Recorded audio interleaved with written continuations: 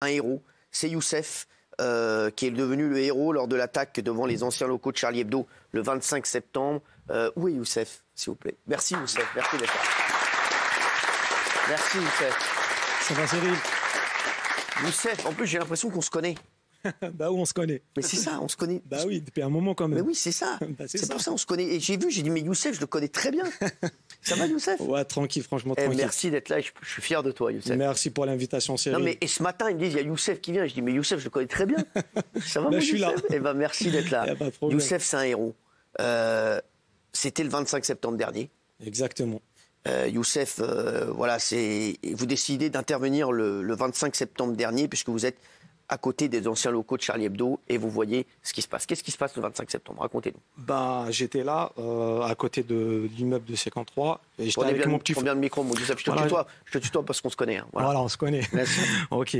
Bah, j'étais là à côté de l'immeuble de 53 Charles Lenoir. Bien sûr. Et à un moment donné, j'étais dans la voiture. Et j'ai entendu des cris d'une femme qui a crié. Après, à un moment donné, il y avait un homme qui a crié, qui a dit aussi non, non, non. J'ai dit, qu'est-ce qui se passe? Je sors de la voiture, je vois un gars qui dirige vers la bouche de métro avec un hachoir plein de sang. Et à ce moment-là, moi, j'ai dit quoi? Alors, comment ça se fait? Je crois que c'était un vol ou bien c'est une agression. Et comment ça se fait? En fait, tu voles et en même temps, tu agresses la personne. Vous lui parlez Pardon? Vous avez parlé à la personne? Non, c'était après que j'ai parlé à la personne. C'était, j'ai pensé ça, j'ai dit donc quoi? Là, vous voyez une personne avec un hachoir ouais. plein de sang et j'ai dit quoi? J'ai réagi sans réfléchir. Du coup, j'ai poursuivi la personne et j'ai essayé de l'attraper pour le livrer à la police.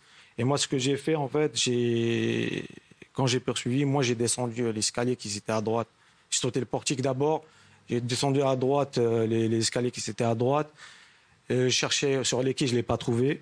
Et je le vois en face, je lui dis que tu restes là-bas. Je suis remonté pour descendre les autres escaliers. Et à ce moment-là, j'arrive envers lui et il me sort je me rappelle c'était un cutter ou bien c'était un couteau. Du coup, il me sort un cutter, je lui dis qu'est-ce que tu as fait? Et à ce moment-là, il m'a parlé avec une langue que je ne comprenais pas. Et il a fait 2 pas en arrière, il est rentré dans le métro. Et je suis remonté. Et quand je suis remonté pour voir s'il y avait des caméras ou quoi que ce soit, et à ce moment-là, je monte et j'ai essayé d'appeler la police. Et il y avait un monsieur qui est arrivé. Il m'a dit, il est où le mec? Je lui ai dit, vous n'allez pas l'attraper, vous allez l'attraper. Il est parti vers la Bassie. Il y avait la police qui Alors vous avez été interpellé, vous, en fait? Comment? Vous avez été interpellé? Parce qu'ils vous ont pris, je crois, pour... en fait, au départ, vous avez été interpellé par la police. Non, pas là, après. Après, c'est ça. Juste après, en fait. Parce qu'en fait, voilà, juste après, en fait, quand la police sont arrivés, ils voulaient suivre la personne. Je leur ai dit, ça ne sert à rien de suivre. Vous allez vers la Bassie, vous allez l'attraper. Et je lui dis, il y a son hachoir qu'il a laissé ici. Vous allez trouver ses empreintes et tout. Et à ce moment-là, il y avait une autre voiture de police qui est arrivée. Et ils voulaient faire la même chose. Et je leur ai dit pareil. Je leur ai dit, vous allez l'attraper vers la Bassie et tout. Et moi, je voulais aller pour voir qu'est-ce qu'il a fait exactement la personne. Et je vois une victime qui était là, au sol, pleine de sang et tout. Et il y avait un policier qui est venu me voir. Il m'a dit, tu dégages d'ici. Je dis, comment ça se fait, je vais dégager alors que moi, je suis venu juste pour vous dire, en fait, moi, j'ai suivi la personne. Du coup, il m'a dit, est-ce que vous avez les papiers sur vous? Je dis, je ne l'ai pas sur moi. Je suis reparti dans le 12e pour récupérer mes papiers. Et à ce moment-là, quand je suis récupéré mes papiers, il y a mon petit frère qui m'appelle. Il me disait, il faut que tu reviens parce qu'il y a la police qui te cherche. J'ai dit, comment ça se fait en fait? Moi, voilà, je gare la voiture vers le boulevard de Richard Lenoir. Et à ce moment-là, je suis parti pour voir la police.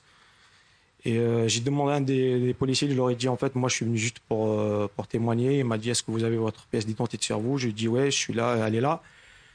Du coup, il a appelé son chef. Et son chef qui est arrivé, il a vu, en fait, sur son téléphone, il a vu que c'était la même personne qu'il a vu sur le quai.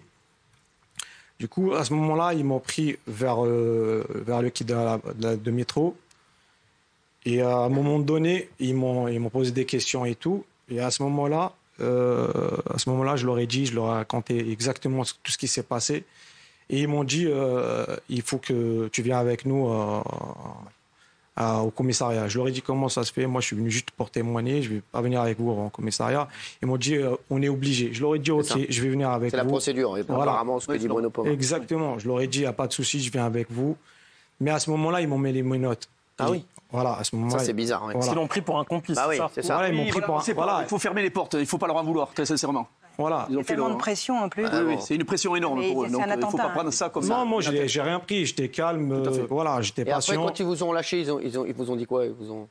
Quand ils m'ont lâché... Ils vous ont félicité parce que c'est grâce à vous quand même qu'on a ouais, ils ont demandé des excuses et tout. Ils m'ont dit merci. Combien de temps après ils vous ont lâché? 10 heures après. Ah oui, ah oui. 10 heures, quoi, interrogé en garde à vue? Ouais, voilà, exactement. C'est une procédure à caractère terroriste et tout. Non, mais je veux dire, d'accord. On veut comprendre. Et après, ils vous ont félicité? Oui, ils m'ont félicité. Il y a un des policiers à qui j'ai fait confiance et c'est lui qui m'a félicité. Du coup, je suis sorti après depuis. Voilà, je suis là. Quel est votre statut, Youssef? Vous travaillez Oui, je travaille en fait. On a une entreprise de BTP en familial. Du coup, on travaille en. Vous êtes né en France? Non, je suis né en Algérie. D'accord. Vous êtes quoi, citoyen français? Je suis algérien et français en même temps. Vous avez une carte de résidence ou Exactement. Vous avez une carte de résidence. Tu fais partie de la police? Ça veut dire que vous êtes un immigré. Exactement. Je suis en situation régulière. Voilà, c'est ça. Qui travaillait. Qui travaille. Qui payait des impôts. Exactement. Et qui depuis 9 ans. Et qui coursait un terroriste. C'est ça. Voilà. C'est aussi ça l'immigration en France.